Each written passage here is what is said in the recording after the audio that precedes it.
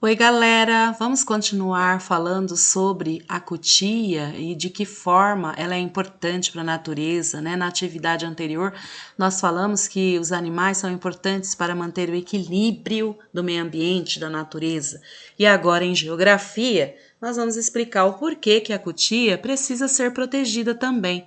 Tá? Olha só o título do nosso texto de geografia. As cutias ajudam no reflorestamento. O que é reflorestamento?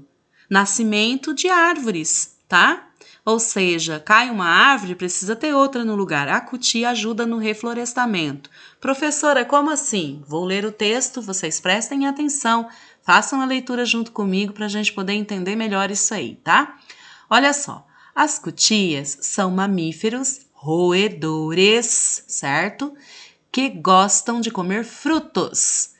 Então, as cutias são mamíferos roedores, ou seja, os filhotes mamam e elas são das famílias dos roedores. Os dentinhos delas da frente são grandes, são maiores, porque elas roem, ok? E gostam de comer frutos, né? Elas são no total de 11 espécies, né? Tem 11 espécies diferentes de cutia, das quais 9 ocorrem no Brasil. Então, veja bem, o Brasil é o país que tem o maior número de espécies de cutia, tá? Então, a gente precisa cuidar delas, né? Esses mamíferos são aquelas espécies que passam maior parte do seu horário de atividade em busca de alimento. Então, assim, ela é um animal de hábito noturno, vocês já viram isso na atividade anterior, né? E quando ela acorda à noite, ela passa o maior tempo dela buscando alimento, ok? Possuem um comportamento muito interessante. Que comportamento é esse? Elas têm o hábito de carregar as sementes por longas distâncias e enterrá-las no solo como forma de estocar alimento para o uso futuro. Devido a esse comportamento, elas desempenham grande importância ecológica como distribuidores de sementes, pois contribuem para a manutenção da diversidade de árvores da floresta e também do nosso cerrado aqui, tá? Então veja bem, a cutia ela come o fruto e ela carrega a semente desse fruto por distâncias longas. Daí quando chega ali perto da casa dela ou quando ela já está meia cansada, ela cava um buraco, ela enterra aquela semente para ela comer depois. Mas o que acontece? Ela já enterrou tantas sementes. No outro dia, quando ela acorda à noite, que ela sai de novo para se alimentar, ela acaba esquecendo alguns lugares onde ela enterrou as sementes. Aí o que acontece com aquela semente? Com o tempo, chuva, sol, né? Aquela semente brota, nasce uma nova árvore, certo? Por isso que diz que ela é importante para o reflorestamento. A cutia, ela faz com que árvores continuem nascendo na floresta e no cerrado por causa das sementes de frutas que ela enterra, ok? Vamos prosseguir. Seu olfato, ou seja, capacidade de sentir cheiros, é apuradíssimo. Muito, ela sente cheiros que ninguém consegue sentir, ela já sentiu.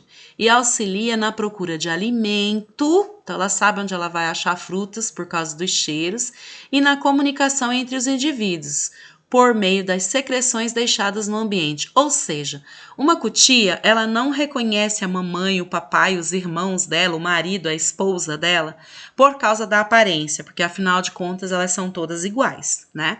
Elas se reconhecem pelos cheiros, porque cada animal tem um cheiro diferente. Então o filho conhece o papai e a mamãe pelo cheiro, pela secreção, ou seja, aquele cheirinho que cada cutia tem, como se fosse a sua impressão digital.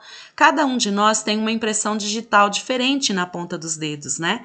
E as cutias, qual seria a impressão digital dela? O cheirinho dela, aquela secreção que ela solta. Assim, elas são capazes de se reconhecerem. Se são família, se são de uma outra família, se é da família, que membro da família que é, pelo cheiro. Então, ela precisa muito do olfato, tá? Infelizmente, as cutias correm o risco de entrar para a lista de ameaça de extinção por vários fatores. Nós já falamos isso anteriormente. Quais são os fatores? Primeiro, a perda do habitat. O que é o habitat? A perda do local onde ela vive. Por causa do quê? Porque estão destruindo a mata atlântica, que é um dos lugares onde ela mora, e do cerrado, que é aqui no nosso estado, né, o Mato Grosso.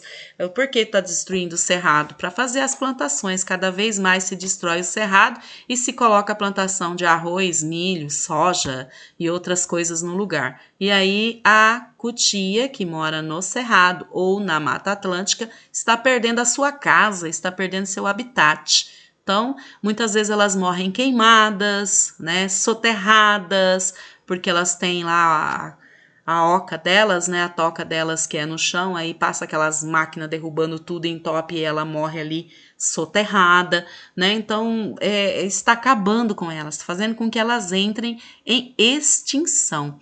Aí o que acontece com isso, né?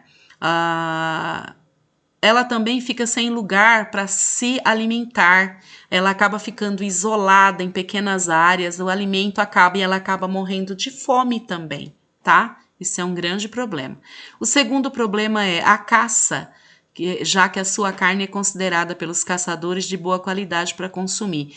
Então, além de todos esses problemas, né, com o habitat dela, né, além dos predadores natural que ela já tem, como a onça, o lobo-guará, que é abundante aqui no Cerrado, certo? Ainda vem o ser humano, né, que gosta de comer a carne dela, sem precisão, né, gente? Porque a gente já tem aí as carnes de frango, as carnes de vaca, as carnes suínas para nos alimentarmos. Vamos deixar a cutia quietinha lá no habitat dela, que ela é importante para a preservação da natureza. Olha lá, as cutias ajudam no reflorestamento. Bilhetinho, esta atividade deverá ser recortada e colada no caderno de geografia. Vocês receberam já aí a lista de material. Então, esta atividade de geografia, ela vai ter que ser recortada e colada no caderno de geografia, ok? É isso aí, até a próxima!